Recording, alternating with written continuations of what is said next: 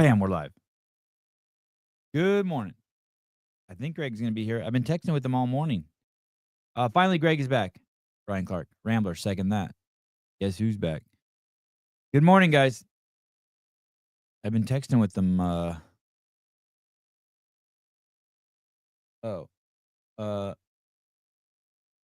Test? Oh, did I send him the wrong link? Stand by. Boy, this Iranian thing's getting heated, huh? I was looking at the I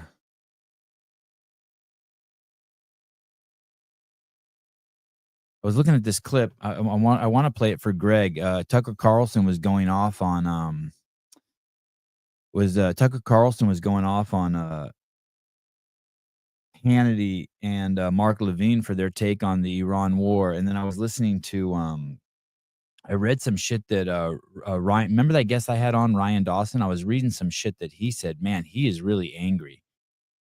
He posts. He's really angry. He's saying like anyone who sides with Israel should just eat a big old plate full of shit, and they get what they deserve. And he hopes the Iranians get a nuclear bomb and all this crazy shit. Hey, good morning, Slater. I'm reading this book that Greg recommended to me. I could remember the name of it. Oh, here. I guess it would be fine. I'm actually not reading it. I'm listening to it on Audible. And it's called, I'll pull it up for you guys. And it's basically a 2,000 year history of it's called I don't even know how to pronounce this word, sword and the scimitar. Is that the word? Is that how you pronounce that word? Scimitar? Is that a kind of weapon? The sword and the scimitar. I'll pull it up so you guys can see it on Amazon. I'll put a link to it in the show notes too. But it's basically the 2,000 year history of Muslim battles. Sword scimitar book. There it is. And I'm listening to the audiobook, and it's pretty damn good. It's brutal. There's some crazy. The sea is silent. Sword and the scimitar. Thank you. Sword and the scimitar. What is that? Is that a weapon?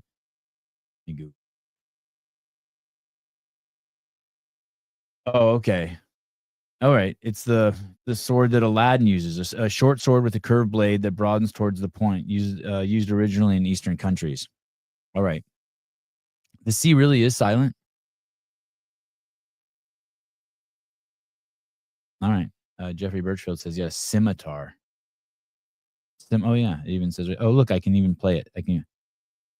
Scimitar. Oh, scimitar. It's not even scimitar. It's scimitar. Hey.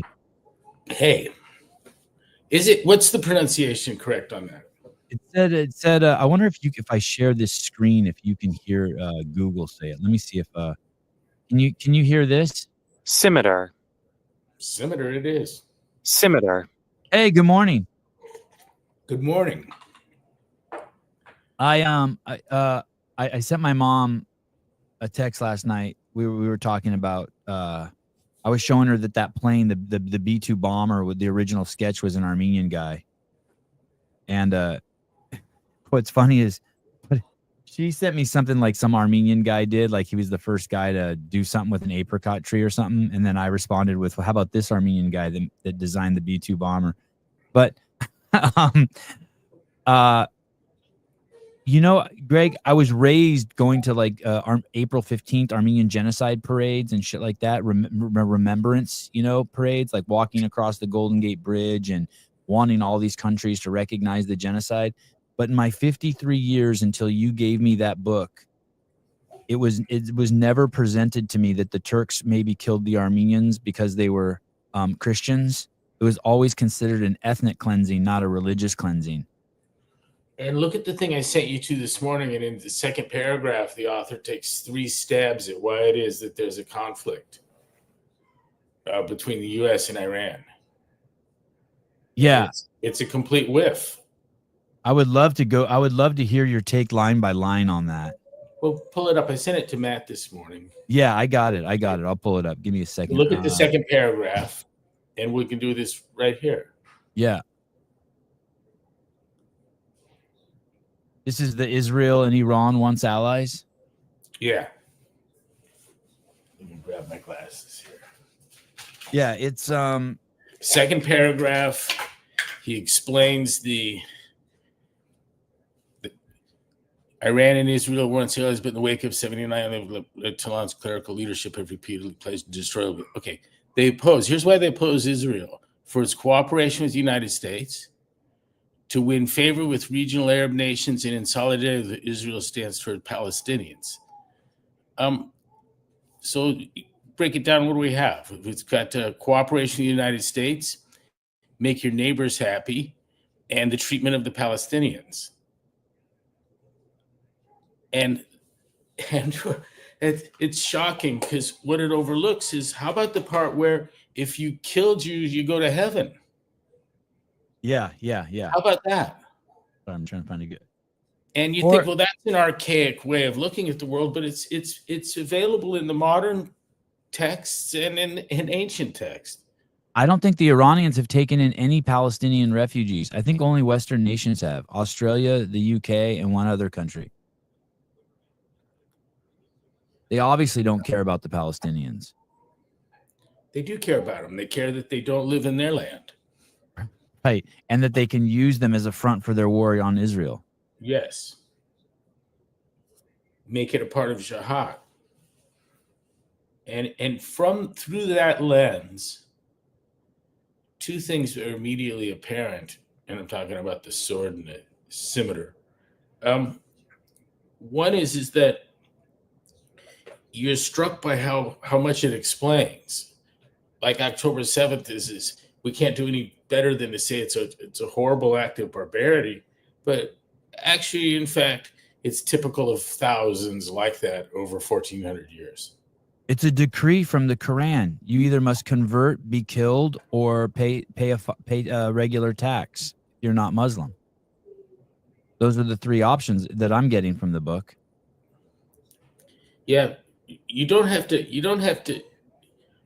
I find the explanations for the book, written in the times at which these wars were going on, more interesting than the book. In other words, here's what we think it means from the people that are actually doing the dirty work. So that's the significance of the book for me. I'm not going to figure out which part's Harry Potter and which part's not. I don't care. What I care about is, how do the people behave that have such a book? And what do the contemporaries say and justify the ways of this barbarity? And the language hasn't shifted, not for 1,400 years. We got to hear with our own ears a kid bragging about crying to his mom, who's crying in joy about the number of Jews he killed with his bare hands. That their kids were taught in the Palestinian schools that the Jews drink the blood of the Arab children. That part hasn't changed. And to think it has something to do with what their neighbors think, dude, tell me the countries that want a healthy Iran in the sense of what it was a week ago. I can't. Anyone who hates the U.S. Yeah, right. Russia, their northern neighbor. By the way, I was Googling around about Russia and Iran and China and Iran, and it sounds like China and Russia are not going to get involved. Although their Iranian leaders making involved, meaning what? Having paved the way for a lot of this? Well, no, I mean, you mean like militarily or? Yes, yeah, moving forward. Yeah, I don't think the risk in their minds is one of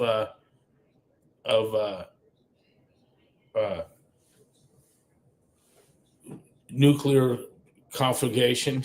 You know, like they keep talking on. I'm flipping back between CNN and Fox here, and the talk is incessant of an expansion of the conflict. And like, to whom? Yeah, the articles that I'm reading is the Russians are kind of excited because it leaves them alone so that they can continue to beat down on Ukraine. Yeah, it looks like they've doubled down on the ass whooping. Yeah, and that China is concerned for Iran, but they haven't made any strong statements. Although, you know, Iran is saying that they will, I think their exact words is, If the U.S. gets involved, they will do irreparable damage that will be remembered for centuries to the U.S. I wonder if that's a serious threat. I liked Sousa's take on it.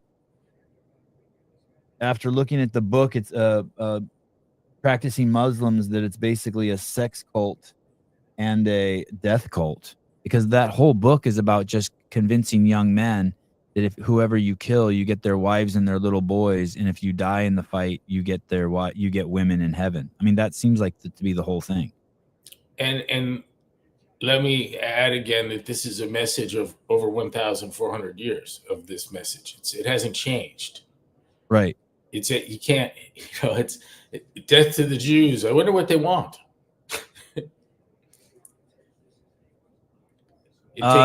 It takes an academic to be confused about it.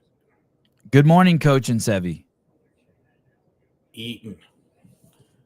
Hey, this is a perfect... It takes an academic or a fool to be confused. This is a perfect example of, an idea you brought up to me, I don't know, maybe a year ago, that a society that wants to practice maximum tolerance will have the most intolerant people in them. And we've reached that critical point. How tolerant do you want to be of other people's intolerance?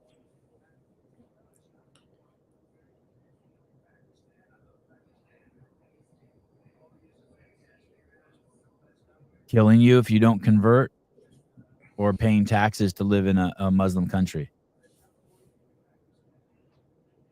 Yeah, Israel, Iran, a war will be met with war, Khamenei warns U.S. Do they have any... I wonder what that means. I wonder if that's just a... Well, what would you say if you were him? Yeah, I mean... anything comes out like some kind of Monty Python thing.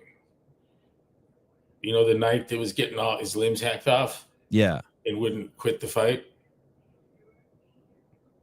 And then Israel is saying, hey, if you think that, I'm seeing some stuff. If you think that pager thing we did was crazy, you should see the tricks we still have up our sleeve.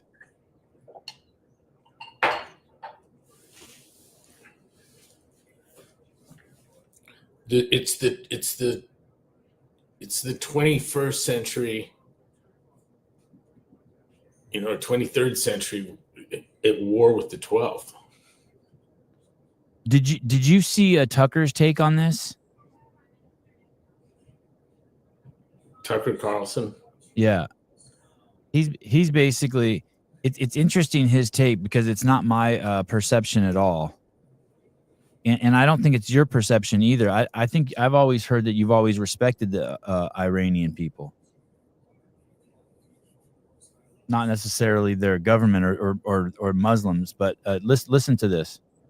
Convince me that the Iranian people are my enemy. Again, we're going down this here. Here's who you're required to hate. It's Orwell, man. I'm a free man. You're not telling me who I have to hate. I'll decide who I like and don't like on the basis of my values and what I believe my interests are. I don't want to be involved in this at all. And I think most Americans don't. And it's only because we're inexorably getting drawn into a war. By a tiny minority of people. You know what I mean? I'm just like, it's all so fake. I'm not playing along. I just don't want my country to be further weakened or destroyed by another one of these wars. And boy, if you can't connect the dots after 25 years of this, you're either too dumb to participate in the conversation, or you're, like Mark Levin, just a liar who doesn't care. You're not going to... I don't feel like I'm trying to be... They're trying to convince me to hate the Iranian people. Yeah, I got no sense of that. And I don't know if you saw, Levin responded yesterday to Tucker, and he basically called them Islamo-Nazis. The the Iranians. I don't know how, anytime I hear the term a Muslim extremist, I don't really understand it. That's it, like saying Nazi extremist. Can you be like a moderate Nazi? Can you be a Nazi and then be like, I want to do all of it except the part where they kill the Jews? You know what I mean? It's like, how precisely can you differentiate the radical Muslim sect from the non-radical taking into account what would have to be the fear of the non-radical to be polled on that matter.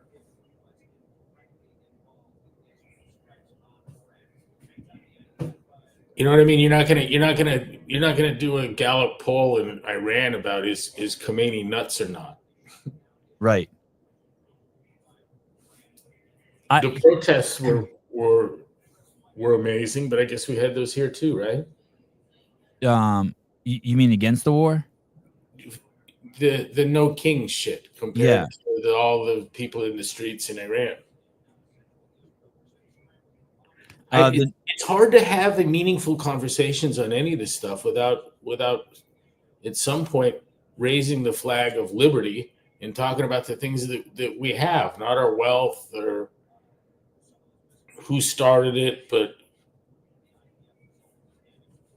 I don't understand how you can be a Muslim, which means that you follow the Quran, right? That's what that means, right?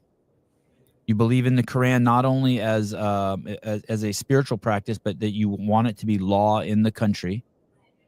And then you see the fact that they have 3 decrees. You know, they have the decree that you must convert people, or you have to kill them, or they have to pay special taxes to you. I don't understand how there's a radical or non-radical. If you don't follow that, then you're not a Muslim. It's like right. The requirement was one God, and it's Allah, and Muhammad is his messenger. Was the gate. Yeah. You could just say that, and you could be off the hook, conceivably. Yeah. Yeah. And at the same time, where it's expedient, it's okay to say anything if you're true to that first message. I don't, I think the closer you get to the original text, not the closer you get to understanding, but the farther you get from the true understanding, which is looking at what those people do and say that hold this thing to be, if the incursions and murders that were happening from the south to the north,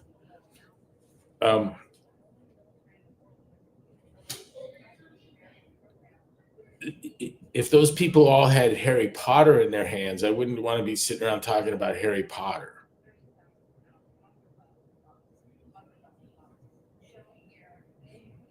Hey, there was a desire for voluptuous blonde-haired, blue-eyed women that you were promised. It all vibes me of the incel scene. And no small deal was made of it. I mean, it's a pornographic constant through the thing. Right. Again and again and again. And like, okay, I get the idea. What's the dates on this shit? Wow, it's contemporary writings. They're promised a large-bosomed, wide-eyed women. I think that was the translation. Blue or gray-eyed with the yellow hair. And they're particularly horny. Unlike any woman you've seen before. Can't get enough. And you take an arrow for that shit. Because you're never going to get any otherwise. It's a trip. It's a trip. It's inconceivable to me. And that's why I would tell you I'm a Christian. Or maybe it's a Jew. You pick for me.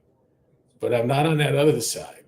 And I don't have to I don't have to read manuscripts to make my decision. And this tit for tat attack for the hell of it from north to south, the response is nothing of that kind.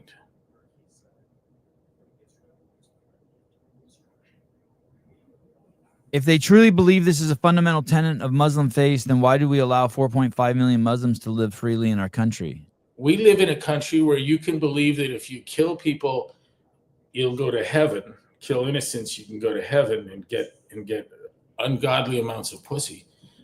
You can believe that here and in our system, we can't do anything about it. But we sure out of it the moment you act on it, there ought to be a response, I would think. But I understand the sentiment. But it kind of gets back to what Sebi talked about, the tolerance of our beliefs and thinking will allow for a festering of an intolerant people. And the thing that should scare everyone is the word majority, democracy. Did you see? It's important that we have rights that can't be voted away from you. And the reason that we have a constitutional republic as opposed to some kind of direct democracy is that the founding fathers, in their tremendous wisdom, understood that there was greater protection of liberties from a constitutional republic than there would be from a direct democracy.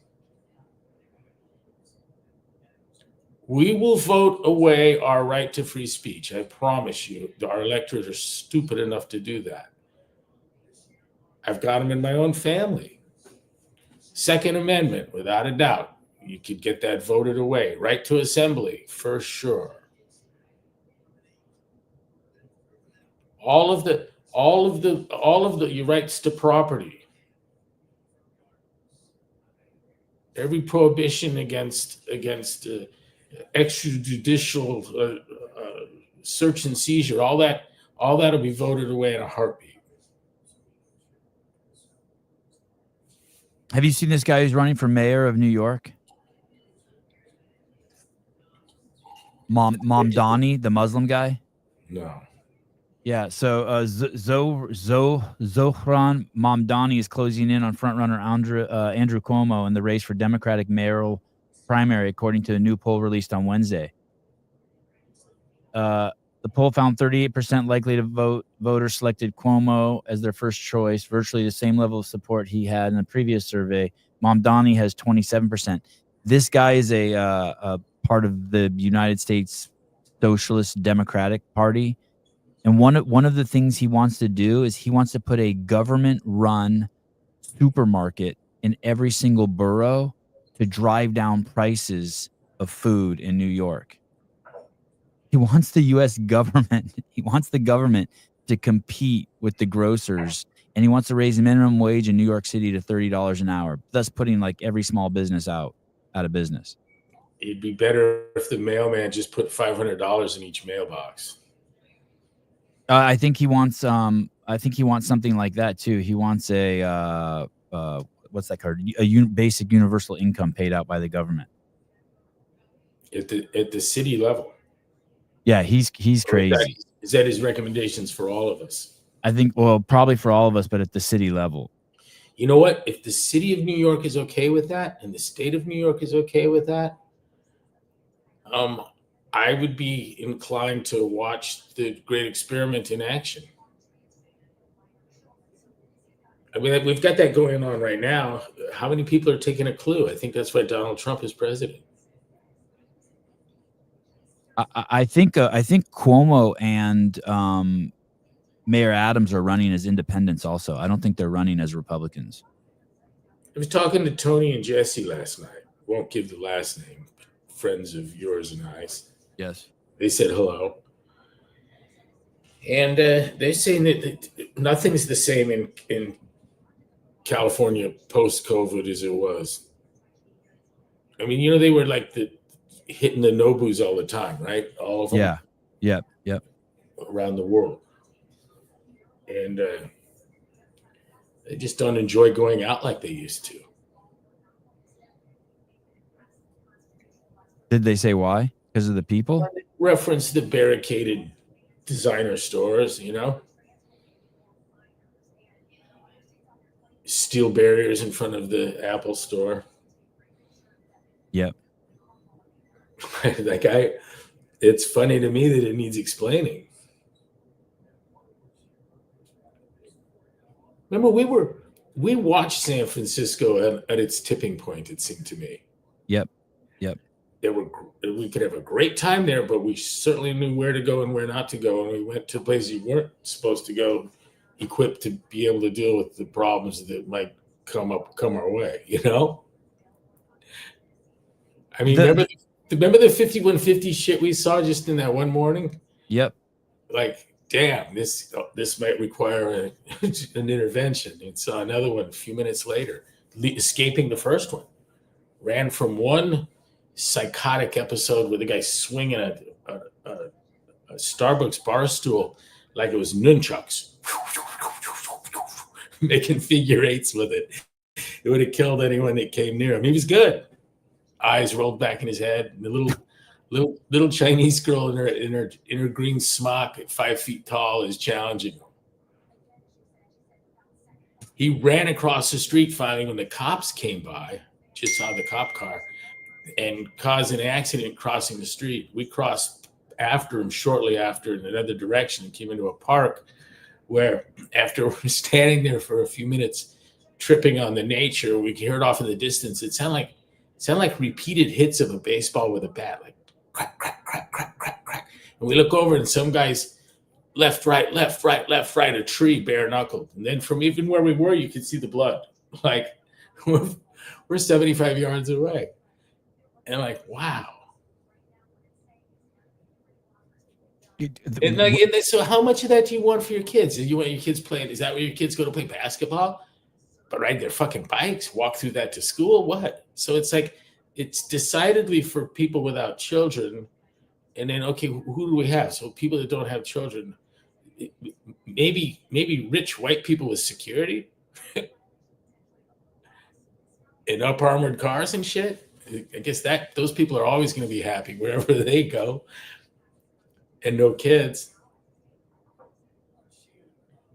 What an island you and I live on in Santa Cruz. You up the canyon, me on the little gated road with only 4 houses on 2 miles of road. You know? Yeah. I live completely in I know. Recently, I traveled to Knoxville and to Sacramento, California, and I realized, wow, I live in a tiny little bubble. Greg, when I was living in Berkeley, there were so many thefts at the Apple store that they built right on the sidewalk a small police station with a bunch of like motorhomes and stuff in front of the Apple store there because they were being robbed every single day. And it didn't stop anything. They continued to be robbed. Yeah, it's become completely lawless. I don't know if you remember, but Adam Schiff had his car broken into and his luggage stolen. And then he went into the same day that I think the mayor of New York mayor of LA had her house broken into. And then the mayor of San Jose was threatened on the street publicly while he was doing a live interview. And then Schiff later did an interview, and he said when he went into Target to buy new supplies for the stuff he had stolen out of his luggage, he was in San Francisco, and the checker said, hey, all of this is happening because of the Democrats. Yeah, the tolerance for crime is crazy. Although, you know, the internet now is littered with protesters being run over by cars. Are you seeing that? I guess ever since DeSantis said, hey, you can go ahead and hit the protesters if you feel threatened in your car. I've seen at least a half dozen now. Cars running over protesters. It's wild. You know what? My car doesn't stop because you surrounded it. Right. I do feel like these protests were pretty mild. The No Kings protests, they were nothing like the BLM protests. And all the ones that I've seen, it's all old people or young, you know, looks like insane people, young blue hairs. It seemed like it was some sort of failed attempt at making a statement.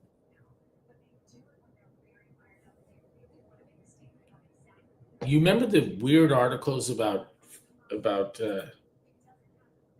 fitness and fascism? Yep.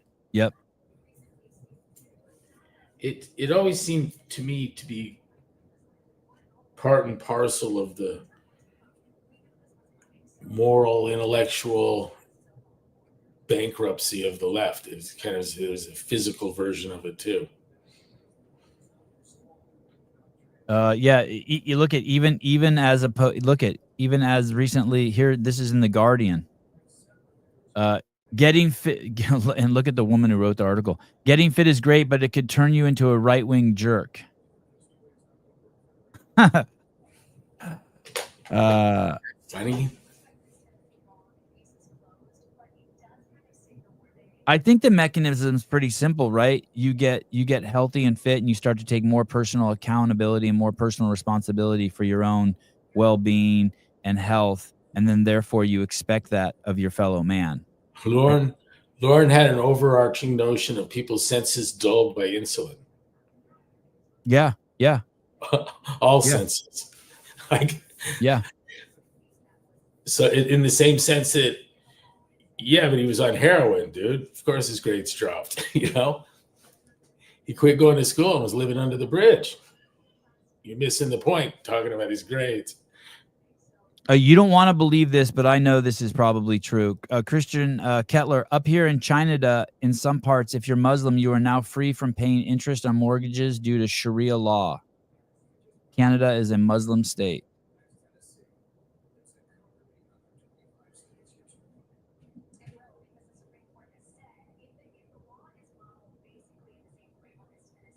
I find it fascinating that you can escape the scrutiny that the Nazis got, that the communists got, amongst just the average Joe. Just, you know, and I qualify average Joe because there are aberrations of thought that can only be found at the university.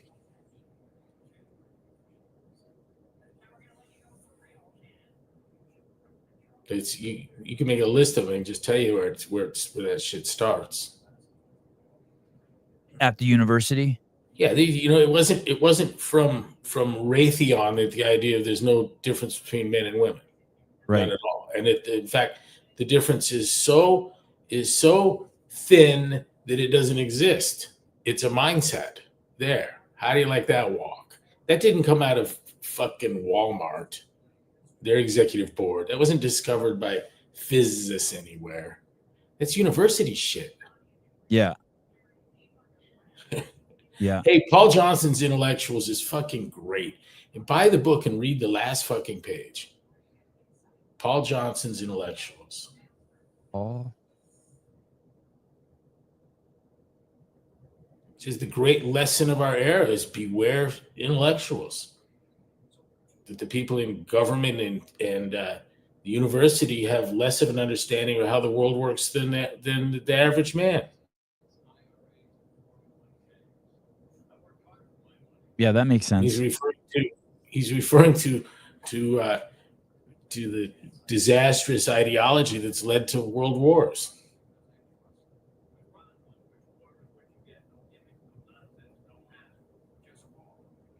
I was listening to a bunch of podcasts yesterday of this lady who used to work at Facebook, and she went to Harvard, and she's extremely successful, and her mom's a physician and her dad was a physician.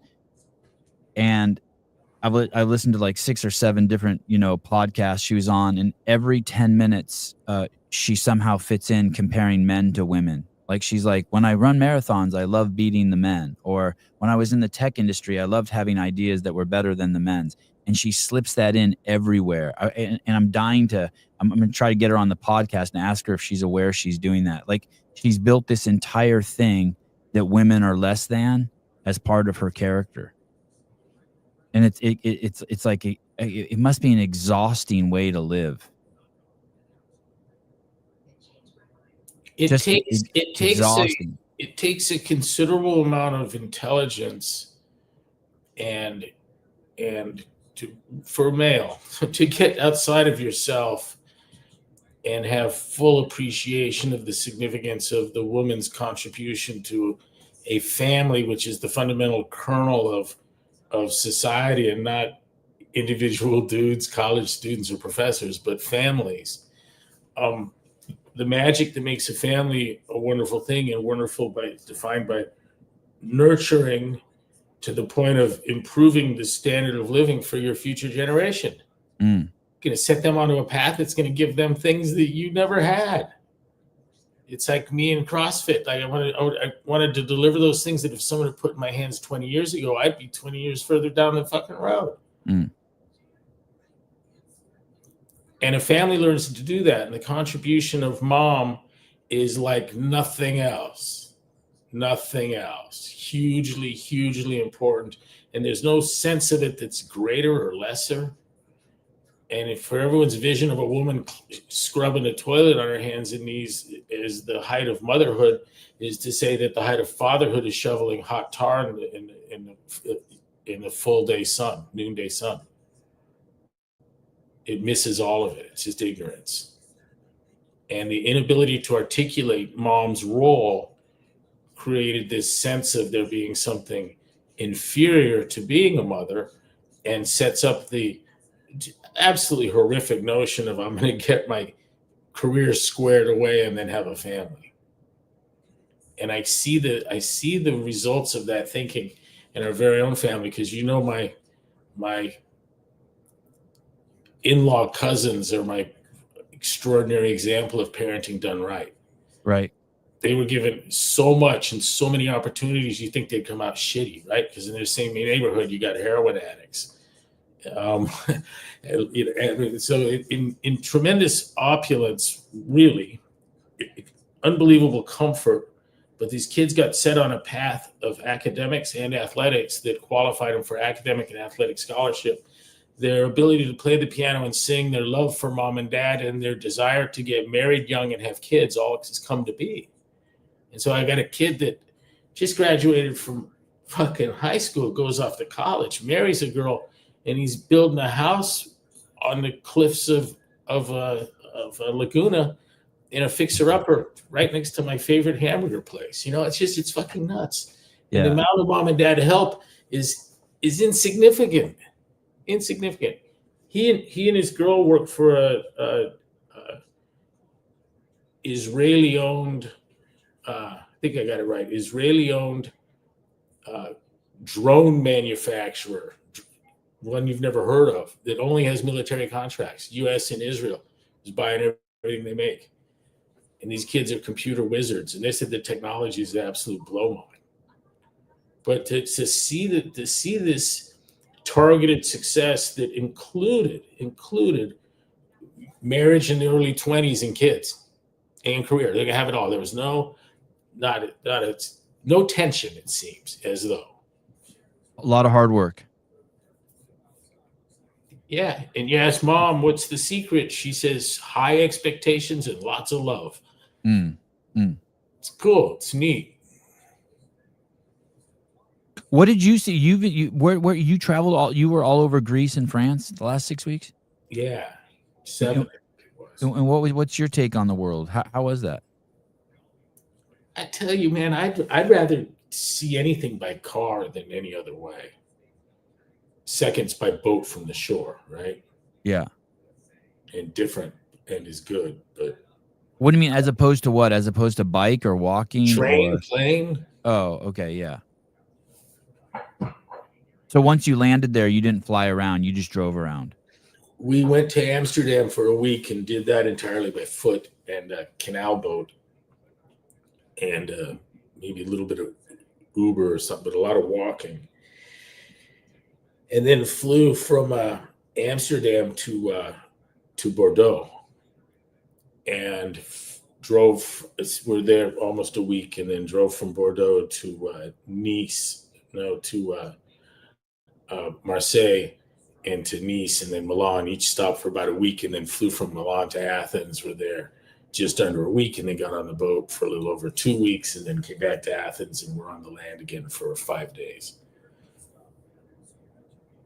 Saw all of the Cyclades, or a bunch of the Cyclades. A lot of islands, fascinating. The chief advantage to me to see this stuff, is that it forces me to read on it. Some shit that I otherwise wouldn't have read about. But the better part of the experience was the reading, not the seeing. Did it feel safe when you went to Amsterdam? I know that they had some bomb threats. Felt perfectly safe. Yeah. And same with France. And in France and Greece, we had help, and it seemed perfectly safe. Like help, like tour guides and. I get a tour guide that was the Greek cop that guarded the embassy the ambassador of the embassy outside of the embassy grounds for 40 years. Oh, wow. Married an FBI agent and retired. Cool dude. But, and a driver working for the same outfit in France. We had some superstars. It's just stuff all that Jimmy could cobble together from working for DOJ forever. But while we're cruising through France, the kidnappings of cryptocurrency people is just, they're having an epidemic of kidnappings. Oh, yeah. While you were there, I saw that While I was video. there. Yeah, I saw the video. They tried to grab a little kid. A lady in with a France. 2-year-old. Yeah. I think I see her knock the gun from one of them's hand and a spectator pick it up and wave it around. She fought for her life. She was wonderful.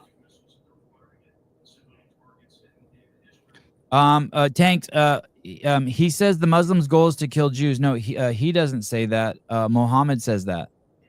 Tank. Mohammed says the Muslims' goal is to kill Jews. Yet pagers, preemptive strikes, lies about WMDs, lies about Iran's capabilities, disgusting. Hey, dude, here's the thing. How come I always hear you and those other guys always attacking Israel and the Jews, and yet you never talk about how all 54 Muslim countries were taken by the Muslims by killing Jews and Christians? How come you guys never talk about how all the Jews have been, in the last 50 years, have been kicked out of every single Muslim country? How come you guys never talk about that? How come you never talk about how Iran won't take in a single Palestinian, or Egypt won't open up the border to let in Palestinians? How come you guys never talk about that? I'm serious. I mean that in sincerity. How come you blame? Do you have this thing where you only want to pick the team with the most people? How come you never talk about the 12 million versus the 1.5 billion? How come you never ever mention that? I'll be right there. How come you never mention that Israel's the only country out of those Muslim states and those that provides reliable electricity, running water, and a right to choose? How come you never talk about the fact that all of those Muslim countries behead homosexuals? How come you never talk about what happened to Khashoggi in Turkey? How come you never? Why do you never ever mention any of that? It's so bizarre to me. Is that a true? And by the way, Ryan Dawson lied to me. He hates the Jews. I've never heard one person say, I hope that a lot of Iranians die. Never once. I've never heard anyone say, I hope they drop a nuke on Iran. I've never heard any of that. And yet you guys keep saying that. You hope Iran gets a nuke and drops it on Israel. Why do you guys keep saying that? How come it's never a full perspective? Why don't you ever talk about both sides? We talk about both sides all the time. We talk about all the time, hey, is the Mossad running the world? Are they blackmailing people? Do they have footage of Trump peeing on whores at the Ritz-Carlton? Why? How come you guys never can go on both sides of the story? Why is that? What's your... I can explain it. I can answer it for him. Please.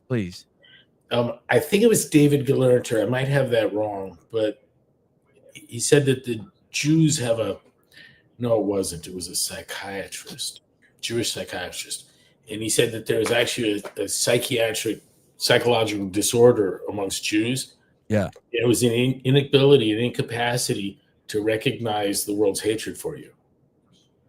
And he said it is no more manifest than when extremists yell death to the Jews and chant that in unison in large numbers in the streets. That the Jewish reaction is, I wonder what they really want.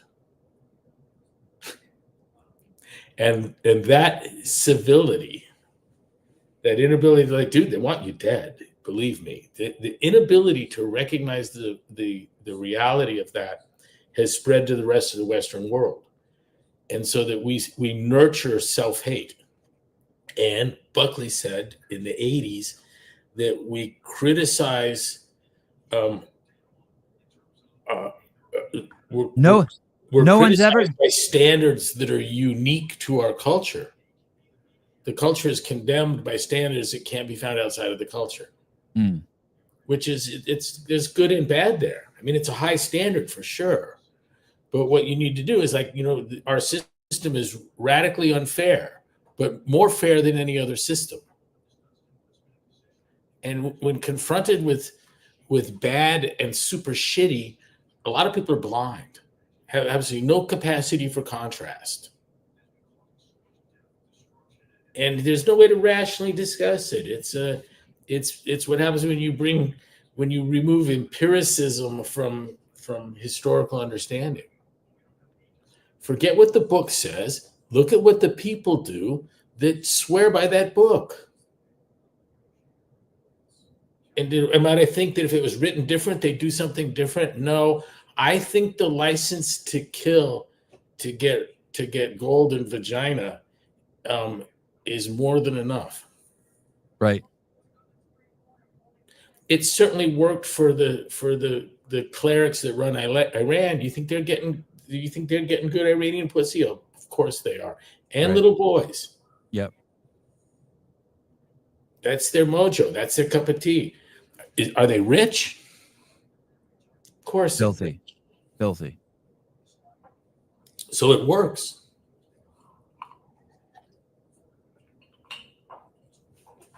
Yeah, it's Jake Chapman. My Israeli client is the most loving, generous woman, and her family's the same. She served in the IDF and is not in her early 50s, back in Tel Aviv, caring for her 80-year-old mom when she could be here.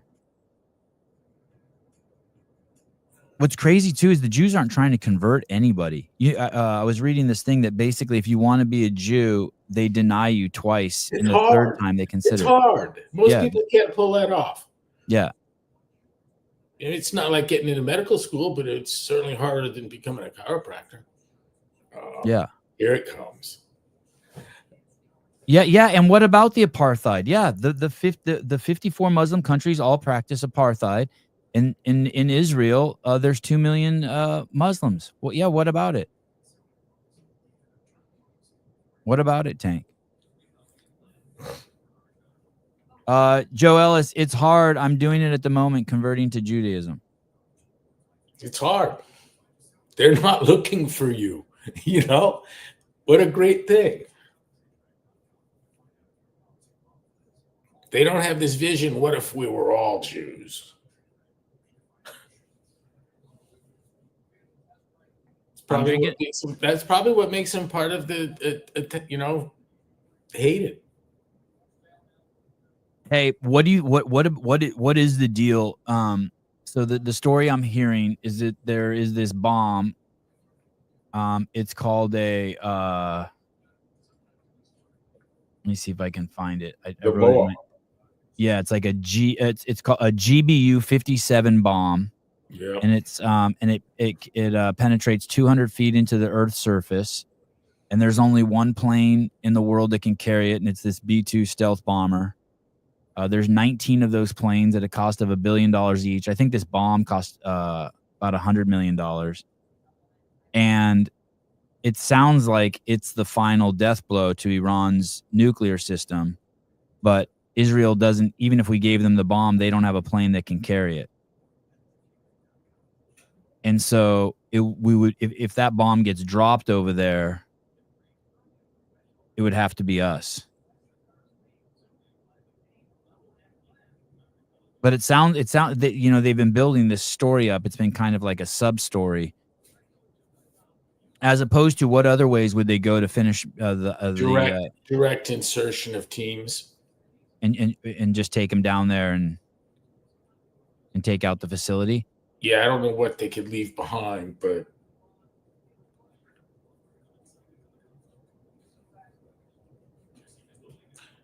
would I be surprised if Mossad had a way to gas everyone in the building under the mountain? No, I think that they dial a phone number and all of a sudden the cyanide gas is released and everyone underground's dead. Sevon, you're repeating the story. This is the narrative. Yeah, I hear you. So are you suggesting that I haven't seen anywhere that the Iranians are denying the fact that they're enriching uranium. I'm totally open to it. If you they're doing it for peaceful reasons. If you think, so could we agree on this, that basically the U.S. and Israel doesn't want Iran to have the technology to build a nuclear bomb? If we can agree on that, then we can start having the conversation. And they have the technology. Yeah, so they don't want that. And the Iranians want it. And you could say all you want, hey, well, that's not fair. Everyone has the right to get their own nuclear bomb, and we could be stuck, we could be stuck at that point. Okay. And so, okay, we agree on that. Okay.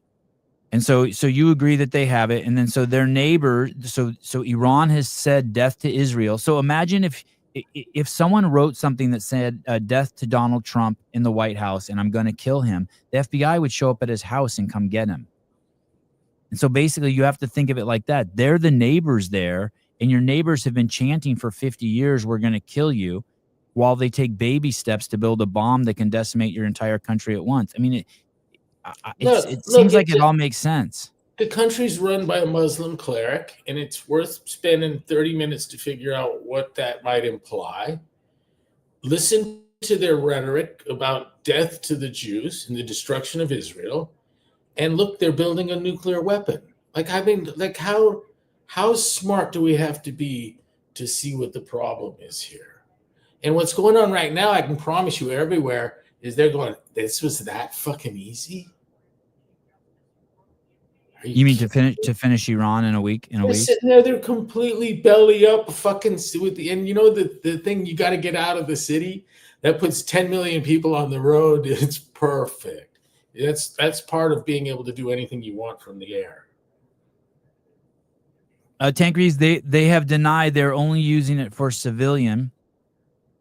Why should Israel have nukes? Why isn't that a topic? Tank, it's like this. Why should cops have all the guns and not the felons? Why? And if you can understand that, then you can apply it to this situation. And if not, you can't. You probably have a PhD in something. Let's accept some premise. Let's accept the premise and argue it. Someone's got to have the nuke. So do you want it to be one of these 54 Muslim countries, or do you want it to be Israel? Who do you want it to be? Have nukes prevented more bloodshed or caused bloodshed? I say prevented. The Jews aren't sitting there preaching, we want Iran to go away. Our charter of our nation is to remove the other country. I don't understand I don't understand how you're defending the Iranians. Imagine if you had a neighbor like that. Just put yourself in that situation. You had a neighbor who nonstop every single day for 50 years saying that they were going to kill you. I don't understand. Explain it to me. I'm not arguing the fact that the Israelis should or shouldn't have a nuke. I'm just saying that your neighbor has been saying that they're going to kill you, and you're conflating the issue. You're trying to pivot because you refuse to look at the Iranians. That's the whole thing. I'm not afraid to look at the Israelis. I do think Ehud Barak and Epstein were working together. Sevon, I'm not against what Israel is doing. I'm against the U.S. getting involved. Fair enough. We can't. We have. Everyone uses that language. Get involved.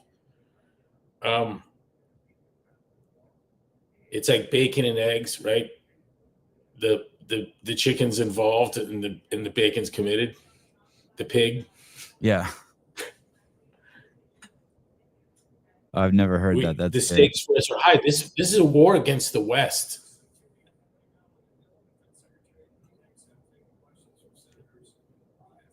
What's so offensive about Israel is that it represents the strongest of Western civilization. The Judeo component to Judeo-Christian strengths in civilization is immeasurable. It must be crazy for you, Tank, because you must hate the Muslims to death too, living in Canada. See, you must be in a really conflicted position. By the way, I understand. No one wants people to get killed. No one wants to see a nuke dropped on a fucking town and That's fucking not fight. True. That's not true. That's not true. You think there is? Yes, I know there is. Okay, let me say that. No, I take the Iranian clerics at their word. Sorry, they believe that the world ends, life ends in a fireball with everyone dying. Yeah, I believe them that they believe that. I misspoke. I don't know anyone in the West who wants to drop a nuke on Iran. I don't know anyone who wants to see tens of thousands of little kids get killed. You know, the American instinct is to pity your enemies or the people that aren't you and not to hate them. Americans don't hate Iranians. I don't know, Tank. I don't know what the Greater Israel Project is. I don't know what that is. I think I do. I think it's regime change in Iran. I think they want something like the Shah. I think he was wildly better for all Iranians. Was he perfect? Nope. Nope. But that's not the point. I think that the Persian people are a great people. Historically, fucking amazing. Sciences, arts, they come over to the United States and just kick ass like Armenians. And the easy entree to that discussion is, are you Persian? I am Persian, you know? If they tell you, no, I'm an Iranian, you got a problem. Hey, in that country, Persians can run that country and build great universities, and women can wear mini skirts and bathing suits and compete in sports. And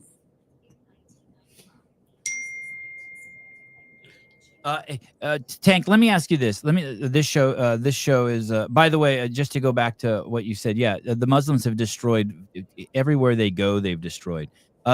The Shah is a fucking puppet. Oh, I thought you said this show is a fucking puppet. Hey, who would you what would you like to see, Tank? If you had to choose, let me put this to you. Who what would you puppet? Like, but you had no problem with Joe Biden? Exactly. What is everything but the stuffings. The strings were there.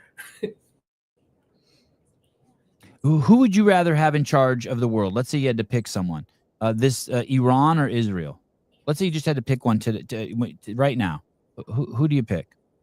Clean water and electricity, or fucking little boys and raping women? Who do you pick? Just pick one. They're fighting. You have no choice. You have to pick one. Who do you want to win? No, you can't pick God. God's going to win no matter what. But you have to pick one. It's down to which God. Then we have to play that game. Yeah. Or is he taking the view that they've picked the wrong God and this proves it? Is this a battle of gods? Is this Allah versus whatever the other god's called? Yahweh, what is it? Hey, is the Israel Project like the PFAA? It's a couple papers. One Israeli guy said he wants Israel to take over the whole world. So you think that's it? That you read something like that? Is that what it is? Yeah, and while you're at it, pick F-45 or High Rocks too. Yeah. That's Nazi talk. The Jews unchecked will take over the world. And my evidence for that is their role in Hollywood and banking and medicine and law. And by the way, that was true during Hitler's ascendancy. The Jews were playing an enormous role, positive role, leading German culture. Anti-Semitism is probably clinically the easiest sign of cultural suicide. Cultures that hate the Jews end up stacking bodies like cordwood, including their own. It's a fascinating thing. It's if you want to be biblical, there's your chosen people. Fuck with the Jews and look what happens to you. Adolf. You're assuming that the U.S. is backing Israel because of their morals and freedom. It's all about the money. U.S. wants control of oil to ensure the dollar. No, I don't think we're assuming that. No, that's not right. That's not right. You're confusing the successful safe transportation of people with the burning of jet fuel. You've got your eye on the wrong metric. It's because of their freedom and values that they're wealthy. And that's even true to some extent of the difference. Look at the oil-rich nations where like they live like they're dirt poor, and look at the oil-rich nations like the way people are moving around in Riyadh. and compare that, what is it, the Congo that has the vast oil reserves, filthy rich, and yet to average income's like $6 a fucking month or something, right? But you look at those guys, even there's a big difference in freedoms, in liberty. I don't want to live in Dubai or Abu Dhabi, but I can find worse places in the Middle East. And I would feel that way as a Jew, as a Christian, or a Muslim. I'd rather be in the Kingdom of Dubai or Abu Dhabi, the UAE, than anywhere else. I'd rather be in Lebanon than Yemen. And it's not hard. It's not hard to rank these places by liberties. Tank, you betray yourself by saying this stuff. Netanyahu is a Jewish supremacist. You mean just like Trump is America first? And I looked up the Greater Israel Project, refers to a concept of expanding Israel's borders. You mean like Russia is in Ukraine, or how like the United States wants to do in Greenland?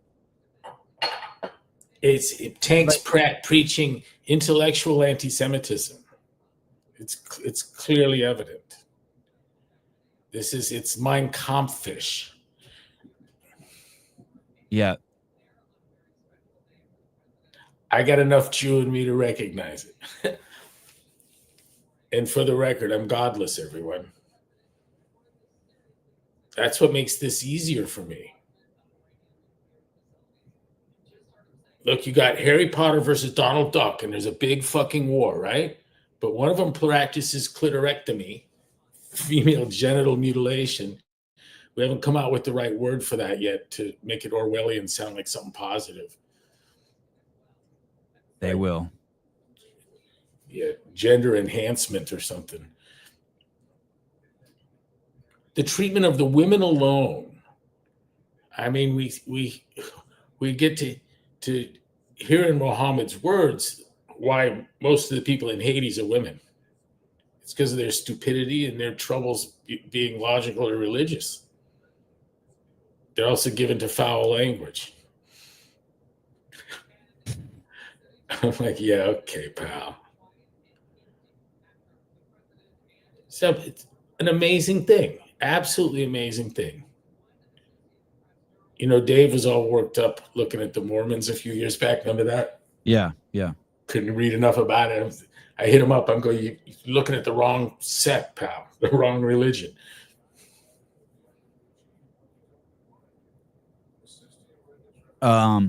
This buddy of mine just went to the UK, and I think it was Birmingham. I think he went to Birmingham, and he was saying he couldn't believe he hadn't been there in 10 years. And he says the demographic has completely changed. He said it was like 8 out of 10 people there looked like they were Muslim.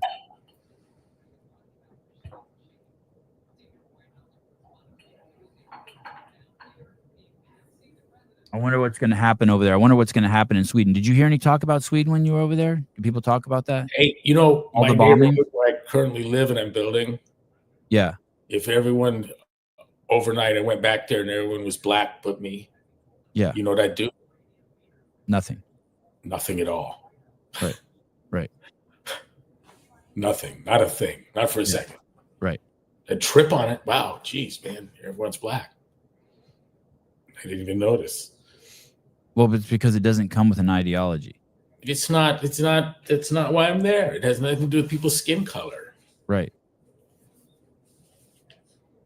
But if you were in a neighborhood, I figured out a long time ago that unless you're stupid, you judge a man by the quality of his character, not the color of his skin.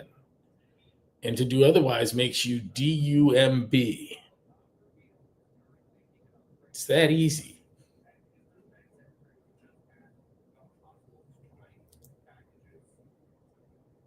To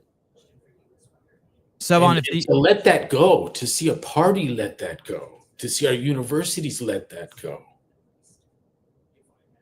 How amazing is that? That's the most amazing thing to me about society, about life. At 68 years old, having long been a student of politics and economics, the most amazing thing to me is the left not just throwing away, but turning against free speech and the quality of your character determining your worth as a person as opposed to the color of your skin. To abandon both of those and to adopt theses entirely antithetical to it is a shock to me.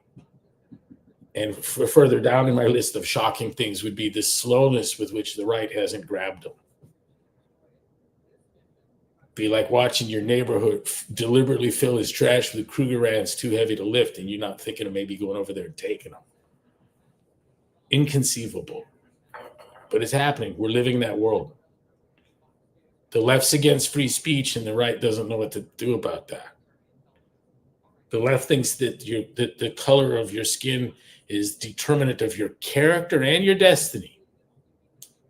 And the right doesn't know what to do about that. It's amazing shit, isn't it? Yeah. It was always bizarre. Those are things were always embarrassments to me about the right, that they didn't have the appreciation for that many on the left did. But push comes to shove, it was all like, I'm the fool. Yeah. It was a Trojan horse. They didn't give a fuck about free speech. You know, as Mulvaney said, that it's the socialists that end up stacking bodies like cordwood. How's that for put? Stacking bodies like cordwood. It's collectivism. You've got an ideology that is the vision for living, and the inconvenience of human beings isn't to be tolerated. You're not inconvenienced. They don't agree, you kill them.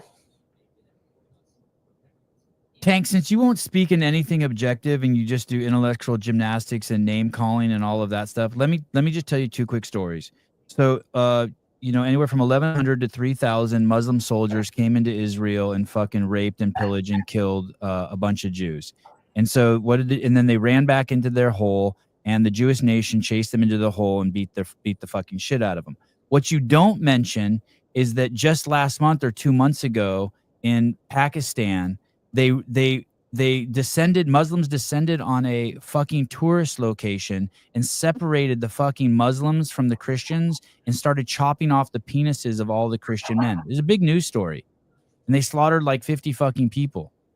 Those are the stories you never talk about. You can't objectify anything. You can't talk about anything. You don't have any, it's just all gymnastics and pointing at these pie in the sky ideas. And maybe you've gone so far down the rabbit hole and you've convinced yourself so much that you can't talk to anyone who's not as smart as you. But dude, you never land on anything. Everything you say can be pushed back on, and everything you say is just vague. It's just you never pointed at anything. I just gave you two great examples. The Israelis were defending themselves by chasing those people in there, trying to eliminate. But those Pakistani Muslims, they killed those tourists for no fucking reason. Those people didn't do anything. That was just a month ago. They were shooting the husbands and chopping their penises off in front of their kids and wives, dude, in a public setting. These same people would have to have objected to the tactics used to win the war against Japan and the war against Germany. Because there's nothing un-Gaza-like about either of those. In fact, you mean like the brutality of the two nuclear bombs dropped on Japan? That didn't compare to the firebombing of cities. Gotcha. Dude, the accounts of the firebombing of Tokyo and Dresden, and one of these people burst into flames like matchsticks.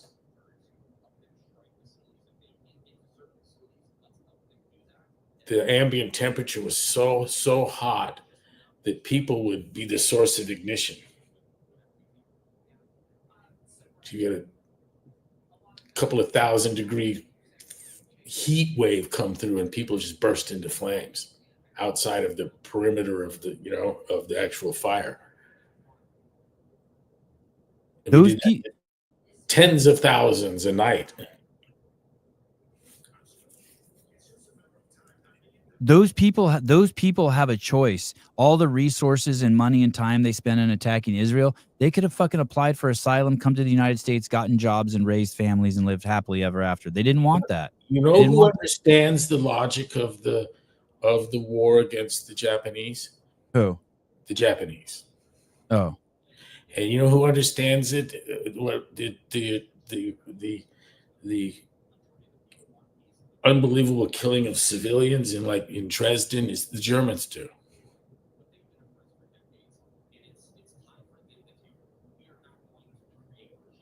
Your government leaves your borders and in conquest attacks civilians in other countries. I know the response is going to come back here. And this would be my objection to unjust wars. I don't think Vietnam was won. I think it was stupid, but not unjust. I understand what the effort was. The question is, it really one of nation building? Can we, if a people don't have the wherewithal to thwart their communist or clerical overlords, how capable are we going to be of providing that for them? What's missing? It's a fair question. Remember, this is what winning looks like on the Afghanistan thing. Oh yeah, yeah, yeah. If they're ever going to have a civilization like ours, I don't see how. I'm not aware of what the mechanism will be. No war is just. So you want to do maximum. You want to do maximum tolerance. So you're saying that it's okay for your neighbors to come over and rape your children. That you have no limit for your tolerance. That's a hell of a place to be. You're saying that Israel can do no wrong, not even close. It's like you're not even listening.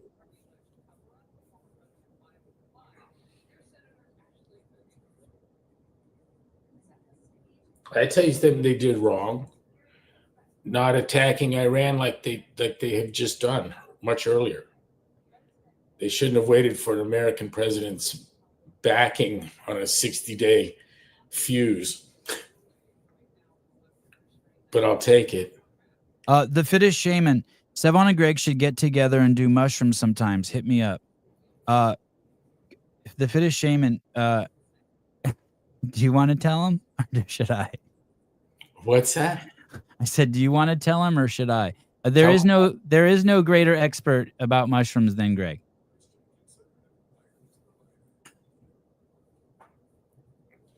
That's amazing. Don't forget, Greg is a part-time scientist.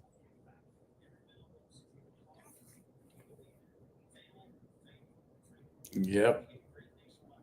It was a self-taught mycologist. What's it called? A mycologist? Mycologist. Mycologist, yeah. Yeah. Mushrooms in 100 words, please. Yeah, yeah. It's funny.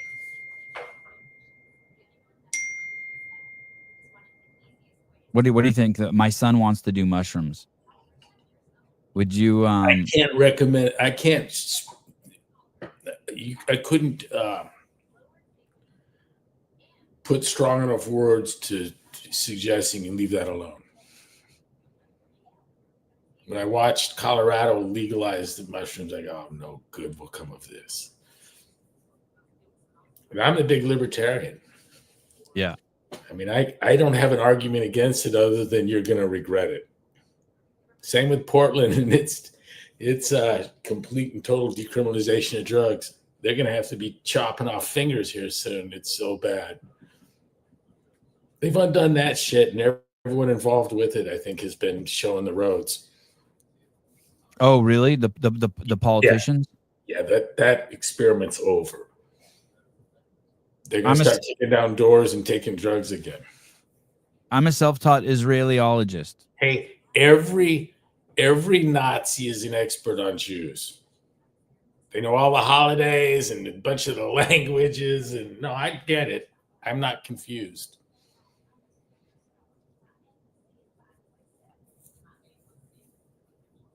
We're getting Tanks Kampf here.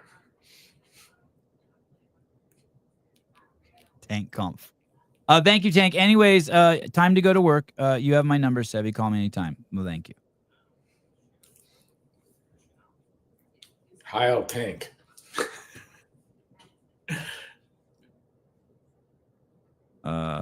Hey, with people that can't discern good from bad, people that can't discern bad from worse, people that don't have a problem calling, just you. If you're not careful with your language, the discussion removes from diverges from rational interaction pretty quickly. And all the talking becomes kind of futile. To like Netanyahu's a puppet, thereby dismissed, okay, you got me now. And Trump's Hitler. The problem with Trump being Hitler is you now don't have the capacity. Again, it's a contrast issue. You can't make fair assessment of a Khomeini.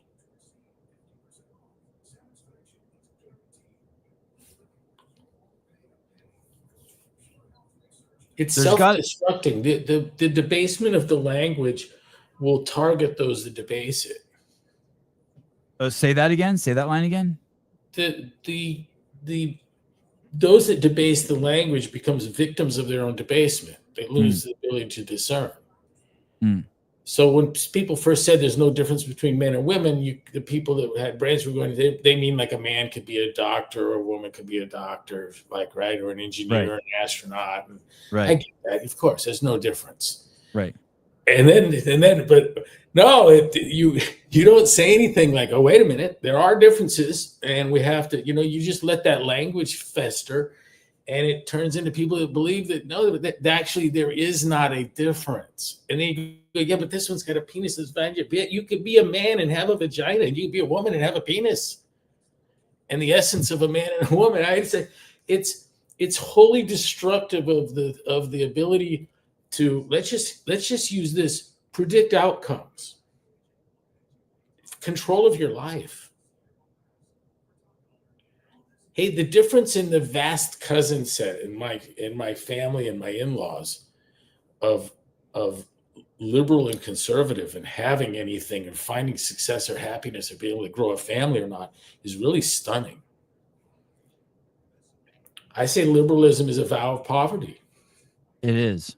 It's a commitment to a life of having less, being less, achieving less, seeing less.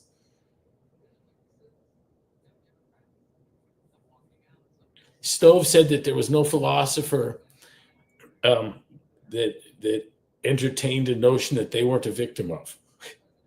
That no matter how wild the idea, the fucking guy's actually afflicted with that thinking. No one's faking it.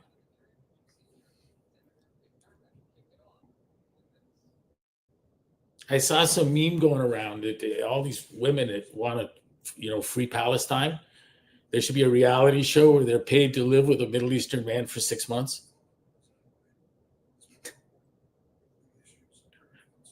Hey, Dude. Have you seen the footage of the Europeans who are being held in Egypt? Just think of that, though. Some radical feminist type go live with a guy in Beirut for 6 months in a Muslim household. Yeah. Epic TV. Both sides would enjoy it. Yeah. It's a vow of destruction and theft.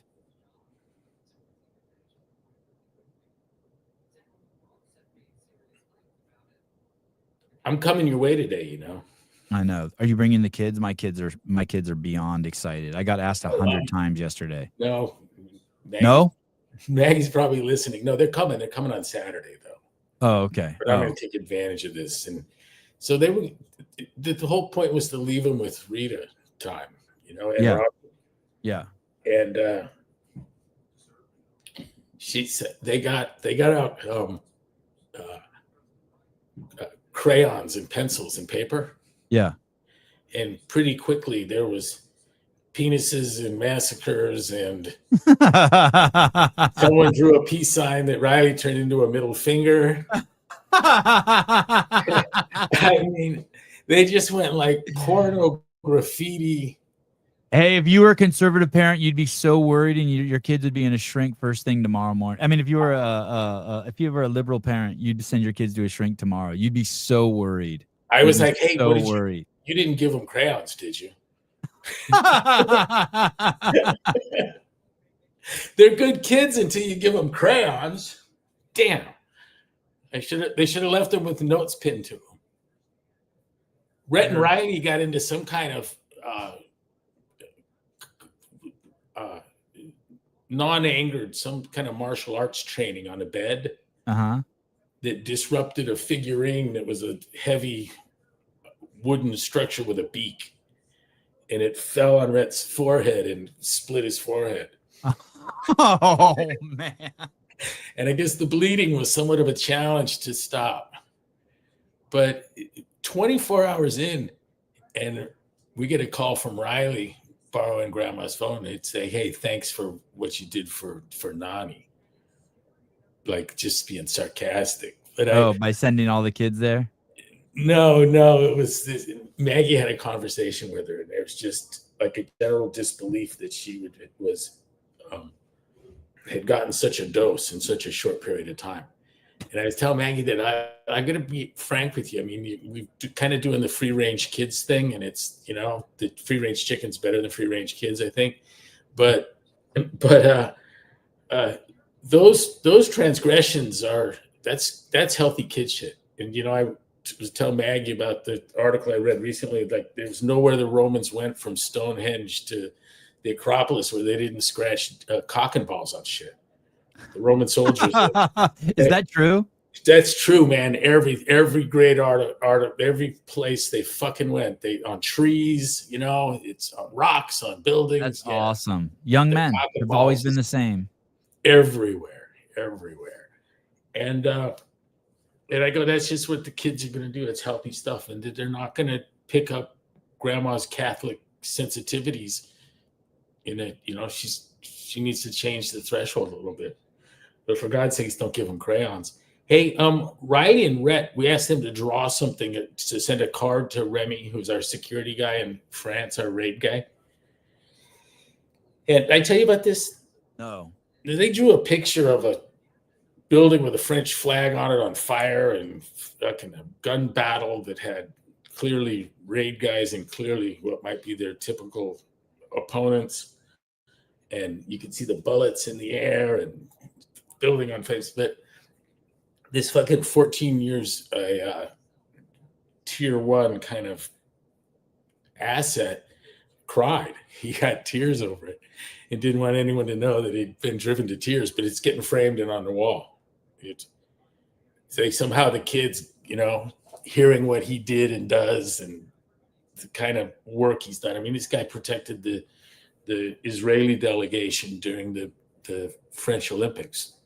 And that was an extraordinary effort of almost immeasurable costs.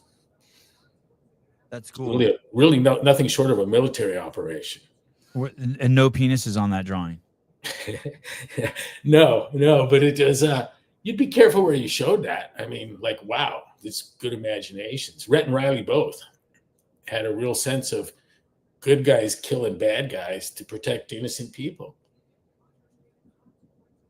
And I don't care where that comes from. If you get it from Westerns or from Leviticus, it doesn't matter to me. That when Jeff Martone asked me if I knew why God made people strong, and I told him, offhand, I don't. What do you got? And he said to protect the weak. I felt something special. And anyone that believes that is an amazing person, regardless of what book they got that from. You come to believe that, And maybe it could be as simple as what other purpose would I have as a strong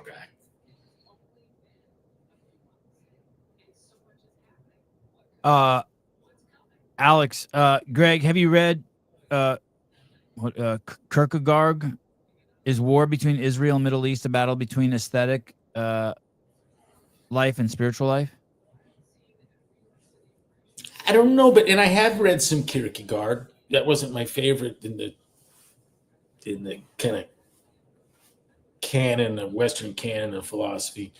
I don't know. I think that almost good and bad is enough to differentiate it. And I would metric liberties above everything else. You know, we're in Israel, and I tell you about my surgeon. If you think that means a male, you might have just made a mistake, you know?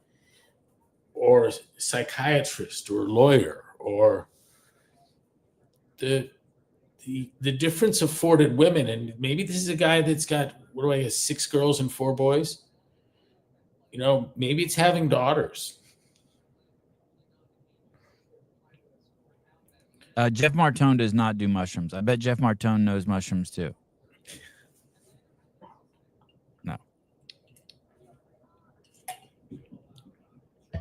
Did Steve Cotter die?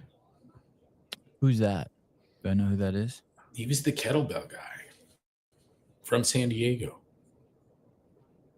Oh yeah, it says Steve. I typed in Steve Cotter and it says died February 10th, 2022 at the age of 52 years old. How did Steve Cotter pass away? Heart attack. Oh shit. What, I'm being blamed for it? No. I mean, he died in 2022 of a fucking heart attack. He's a perfectly fit young man. I mean, he gets from the fucking vaccine, and that's right where I go. Caveman training. Wow. Wow.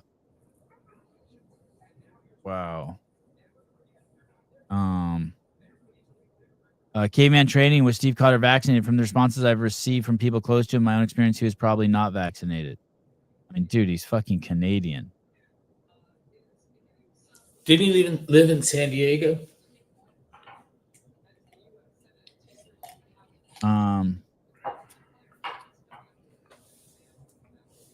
My opinion on the untimely death of Steve Cotter is as follows. Note that it's an opinion. Was it veganism? Oh, he's a vegan.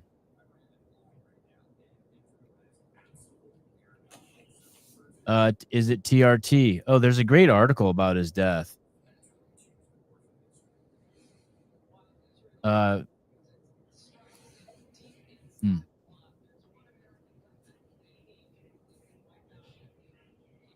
Damn. Did you know him? Oh, yeah. Did he used to come around? We were on a collision course of sorts. It was kind of weird. It was pretty easy to get him to say kind of nasty shit. And people would show me that stuff within minutes, you know? Yeah. But he and Pavel and I, we all eventually kind of got along. And this circular strength guy, Scott Sonnen, he was a regular kind of turd.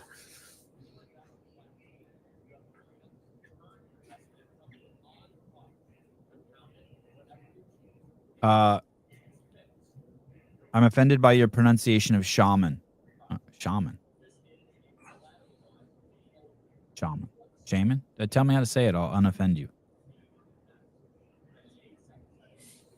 All right. You start to drive soon? Yeah, dude. I'm gonna call my truck up here. Are we doing cilantros tonight? Shit, yeah. I think we'll have Holdsworth with us, but we can still awesome. Of course. Yeah. And he's bringing the bus up. Oh, that's awesome. He's coming straight from where he's at? Yeah. Wow. Dude, you're going to be blown away when you see your house. Yeah, I'm excited. Everything is so lush here in California right now. We've had so much water. Did you see that beautiful brickwork on the kitchen in the new place? Yeah, I did finally see that by the skylight. Yeah. Yeah, insane. Amazing artistry. All right. Love everyone. I'll see you later. All right. Ciao. Thank you. Bye, buddy.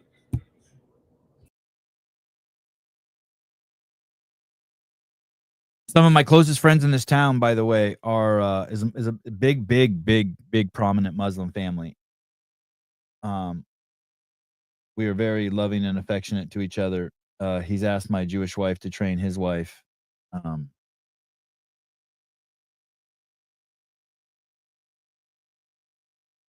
The life is a trippy journey.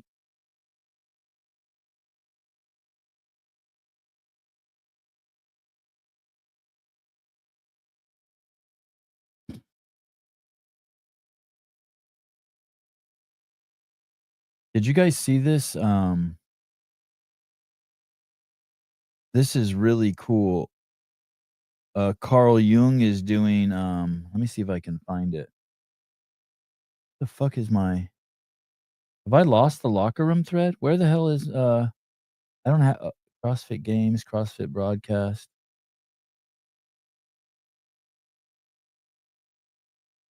Did someone kick me out of the thread? How come I don't see it anymore?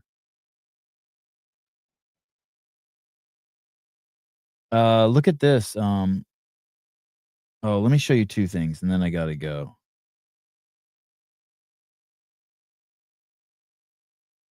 I'm doing an interview on Sirius XM today at 9:35. That's in an hour. This is pretty cool. Rebecca Roos. This is pretty cool. I love this girl's laugh. Look at this. So this is Pedro and I watching this is Pedro and I watching Grid League. To be the strongest, highest performing version of myself each and every day that I wake up. I first met Nick about 3 years ago, and we established that we have a lot. Who is that chick? This chick's cool. Wow, she's short. And in life and in personal development. Machine Strength is He looks like a giant. where we help people become the strongest, most capable, most resilient versions of themselves through our online programming. She's on the floor right now. Yeah, on the blue. Learn, grow, and win together. We want you in this for the She looks like like one of those creatures from one of those Avatar creatures. Look at her neck. Right? She's like part giraffe. Yeah. At least a llama. Yes. I wonder if I'm gonna like this one. Oh my goodness. I didn't know anyone actually watched the show.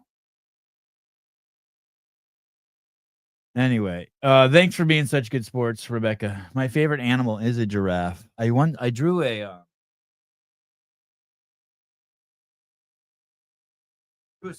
self-portrait once, and it's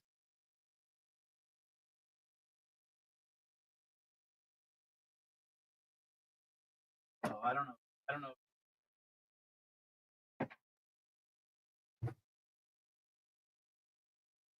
You probably can't see this so good, but I meant to put this up 3 or 4 years ago. I drew a self-portrait once, and it was me mixed with a giraffe. I'll show you guys. You can't see it so good because the film is still on this.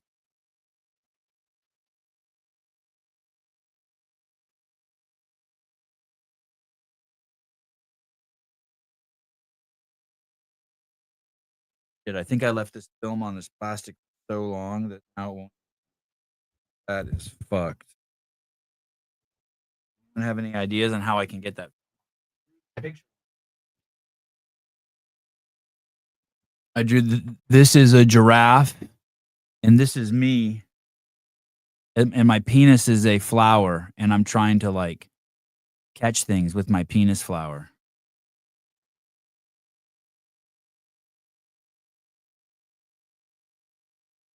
You want to tell me about mushrooms and being the fittest shaman? Are you out of your fucking...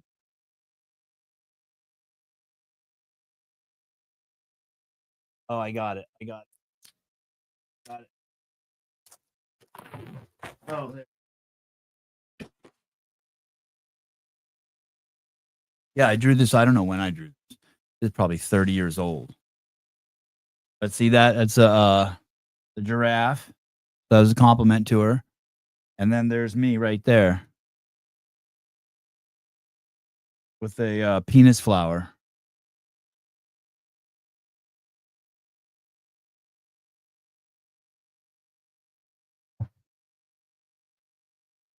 That's crazy.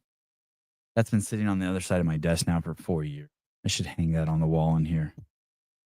Maybe that should be on the front of the Jesus shirt. Yeah, that's a crazy.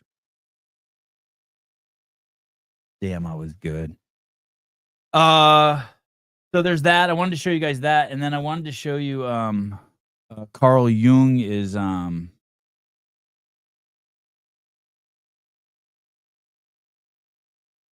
look at this. Oh, it's not Carl Jung, it's Luc de Jong, whatever. But whoever it is, he's killing it. This is so awesome. CrossFit started with the workout of the day posted online. Here's mine for today, June 18th. See if you can beat my time. This is genius. This is what this is how Austin Malleolo got so popular. He used to just do all the main site workouts, and then he would send the workouts to CrossFit. Luke, you should collab with CrossFit. And I'll send this over to them and see and try to get some eyes on it. Yeah, I saw a no rep too. Something that no CrossFit has ever done before. But who cares? I don't. And that's today's CrossFit.com workout. Absolute stinger. Don't know. The workout is 25 front squats, then in 2 minutes with your remaining time on the Echo bike, and then the same thing with a bunch of other movements. If I really Weight for the dudes is 115.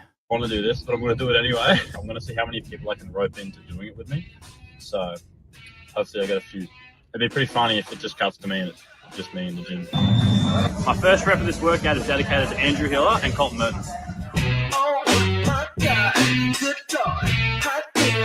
Oh, I get it. I didn't get it the first time. He did that on purpose as a joke. I got it. He does the no rep on purpose for Hiller. Yep. Thank you. Thank you.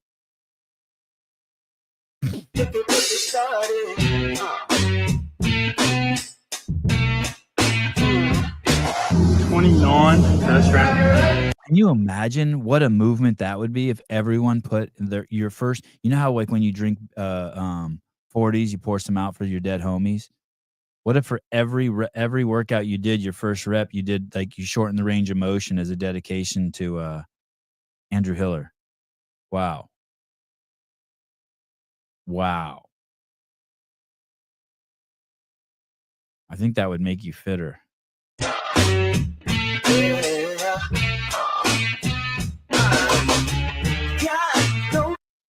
How many followers does this guy have, Luc de Jong?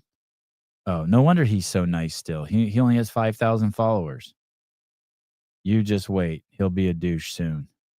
Anyway, really cool that Carl is doing this. Luc de Jong.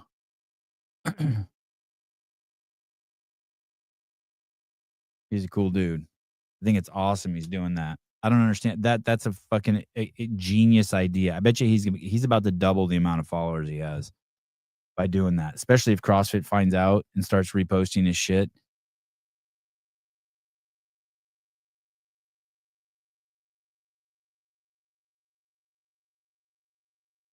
Jeffrey Birchfield, I probably do that unconsciously anyway. So called the Hiller rep. Yeah. This one's for Hiller. I always expected him to be Asian. I always expect him to be black. I still think he's black. I can't see him as a white guy. I still see him as a black guy. Isn't that weird? Doesn't he look black to you? I mean, like Garrett Glinton black.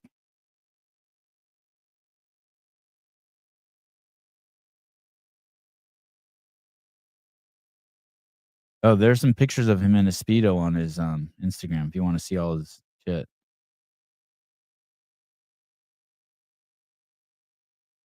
Patrick Rios filmed with him in Australia, and I saw some funny shit. Him and his boys are pretty funny. All right. I gotta chill and unwind before my interview. Wish me luck. I hate being interviewed.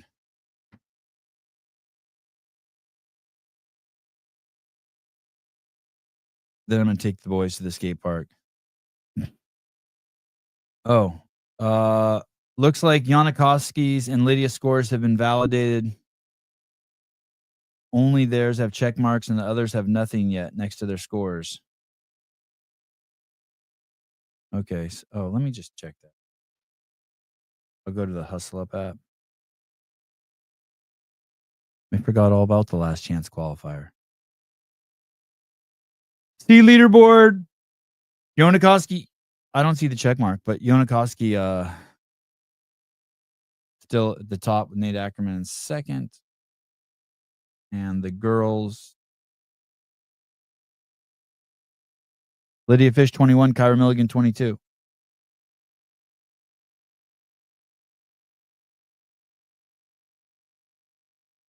Right. No. It's not a Stern interview.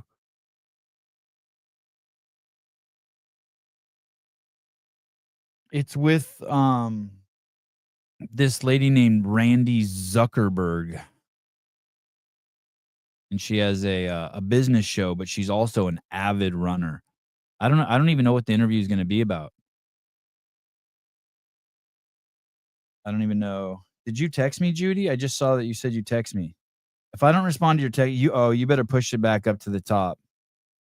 I don't. Oh, I see you. You're about 20 down. You better push that back up to the top.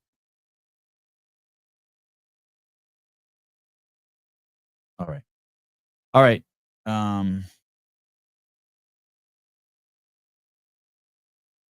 Yeah, I think so.